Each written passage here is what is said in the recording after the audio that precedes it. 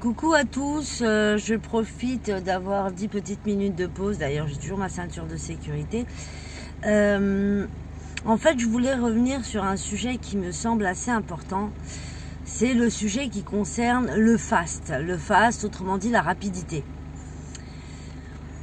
La plupart du temps, les gens veulent absolument que je reçois en soins ou même que j'ai au téléphone, puisque je suis coach énergéticienne, guérisseuse, je fais aussi de l'hypnose et de la PNL. Et bien sûr, je suis médium, mais je fais que des guidances médiumniques et pas de voyance. Pour moi, c'est pas pareil, j'expliquerai un jour exactement la différence. Et je me suis rendu compte que les gens voulaient absolument avoir quelque chose de rapide. Super extra rapide. Alors moi je veux bien, il n'y a pas de souci là-dessus. Mais Rome ne s'est pas faite en un jour. On bâtit pas une maison en 3 semaines. Et puis on ne change pas un individu en quelques minutes. Et tout ça relève d'un travail intérieur à réaliser en fait. Il est très important quand même de se réaliser intérieurement. Parce que dans la spiritualité, on se développe comme on va chercher un kebab quoi en fait. Et alors pas tout le monde, on est bien d'accord, pas tout le monde, mais la plupart du temps les gens veulent une transformation magique, un peu comme si on devait leur ramener tous les éléments sur un plateau et qu'ils avaient juste à choisir et à consommer. C'est pas comme ça que ça se passe en fait, J'avais vraiment envie de venir là-dessus, vraiment comprendre que le plus important véritablement c'est d'apprendre à se connaître.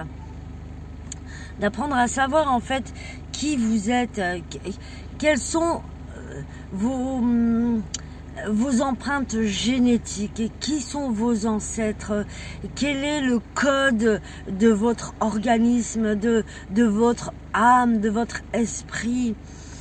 Comment pouvez-vous avancer, progresser en n'ayant que quelques paramètres, je veux dire, même dans une opération mathématique, quand on a plusieurs inconnus, on va d'abord aller chercher la valeur de ces inconnus avant d'avoir un résultat, on est bien d'accord.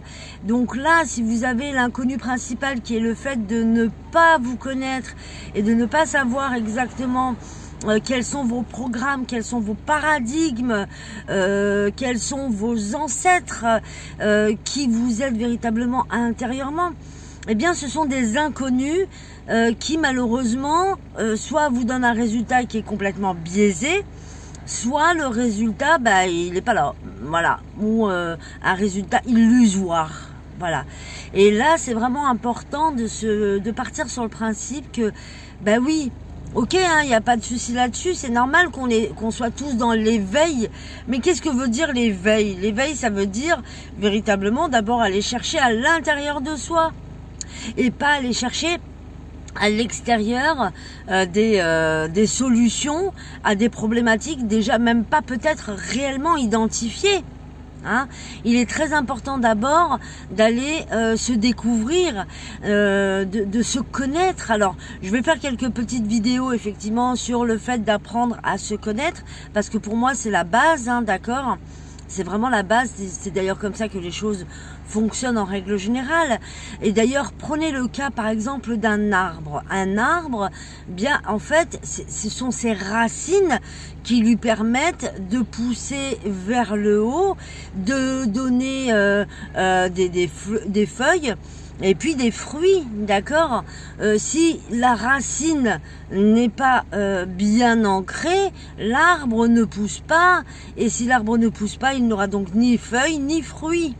Voilà, et ça c'est important, ça ne veut pas dire que tout le monde ne doit pas aller dans la spiritualité, puisque de toute façon, nous sommes des êtres spirituels incarnés pour révéler notre spiritualité, mais en s'ancrant dans la matière et en révélant en fait notre spiritualité dans la matière, d'accord ? Donc ça, il n'y a pas de souci là-dessus. Effectivement, je vois plein de choses sur la spiritualité, ou beaucoup de New Age d'ailleurs, avec lesquelles il y a beaucoup de choses, je suis pas trop d'accord. Voilà, il y a beaucoup de choses avec lesquelles je ne suis pas d'accord, pour parler plus français. Donc il y a ce côté où on veut vraiment tout, et ça devient dangereux, parce qu'au niveau des énergies, ce n'est pas parce qu'on ne voit pas qu'il n'existe pas. Voilà, quelque chose qui se crée.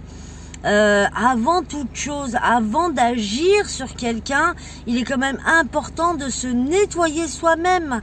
Si le nettoyage n'est pas là, c'est comme si vous preniez une eau sale ou une eau, je sais pas moi, floue ou trouble, et puis que vous voulez laver quelque chose. Oh, oui, alors c'est clair que vous allez effectivement réussir à enlever un maximum de tâches, mais est-ce que c'est pour ça que ça va être réellement propre? C'est pas certain.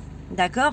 Donc avant toute chose, le plus important, c'est véritablement de chercher à l'intérieur de soi, de grandir en soi, en toute honnêteté, pas d'hypocrisie vis-à-vis de soi-même, apprendre à s'aimer pour pouvoir accepter qui l'on est, notre mission de vie, notre réalisation aussi, mais une réalisation honnête, pas une réalisation illusoire. J'entends plein de gens qui disent ouais, je suis dans la spiritualité, alors j'ai éliminé toutes les personnes toxiques, j'ai éliminé ci, j'ai éliminé ça. Ok, il n'y a pas de problème, mais en général on vibre à fréquence à peu près égale. Donc s'il y avait tant de personnes toxiques autour, il y a un moment donné où ça nous donne quand même une indication. Alors soit on est complètement opposé énergétiquement à la personne en face et donc elle arrive avec sa toxicité dans le but de nous conforter dans le chemin, sur le chemin qu'on est en train d'entreprendre, ou tout simplement pour nous donner une indication d'un changement éventuel à opérer chez soi. Voilà, ça c'est clair. Ou alors, vraiment, c'est qu'on vibre à valeur égale et qu'à ce moment-là donné, la personne toxique en face de nous, c'est qu'elle a quelque chose à nous apprendre. De toute façon, il y a toujours tout à apprendre des personnes avec lesquelles nous sommes en interaction. D'accord ? Donc, partant de ce principe-là, éliminer les personnes toxiques sans chercher en fait à comprendre ce qui se passe à l'intérieur, le pourquoi du comment, quelles sont les leçons que je peux tirer de tout ça, qu'est-ce que je dois comprendre de ce que je suis en train de traverser.